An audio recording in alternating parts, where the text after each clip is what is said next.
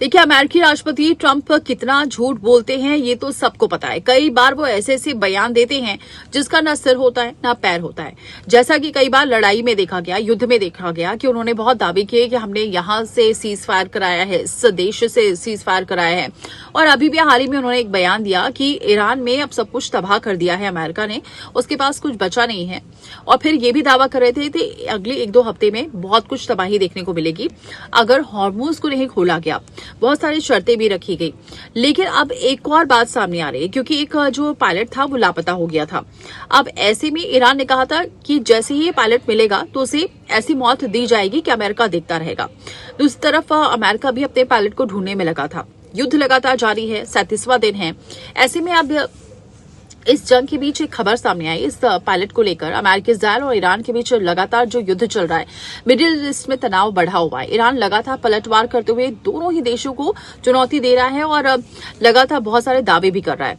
अब शुक्रवार को क्या हुआ था कि ईरान ने अमेरिका का जो अत्याधुनिक लड़ाकू विमान था F-15E उसको मार गिराया था, जिसे सेंट्रल ईरान के ऊपर निशाना बनाया गया था। विमान में सवार 2 पायलट्स में से एक जो पायलट था वो एक तो जो दूसरा था वो लापता है और एक को बचा लिया गया था।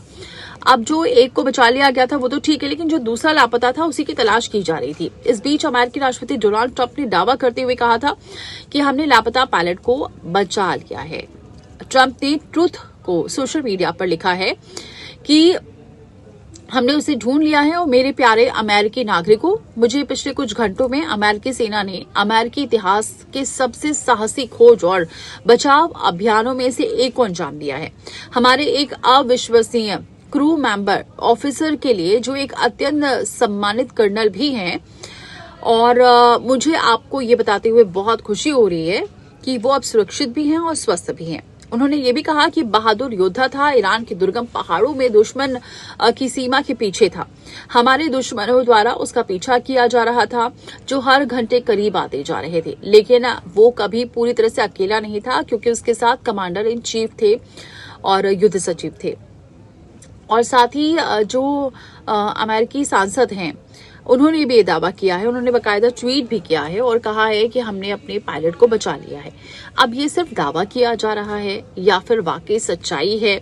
अगर सच्चाई है तो क्योंकि ईरान अब इस मामले में सबूत जरूर मांगेगा और भी मीडिया भी मांग सकती है। हालांकि ट्रंप जवाब देने वाले नहीं है, लेकिन अब दावा तो ये किया जा रहा था क्योंकि ईरान ने तो उसके लिए इनाम तक रख दिया था कि जो भी इस पायलट को पकड़ेगा उसे इनाम तक दिया जाएगा।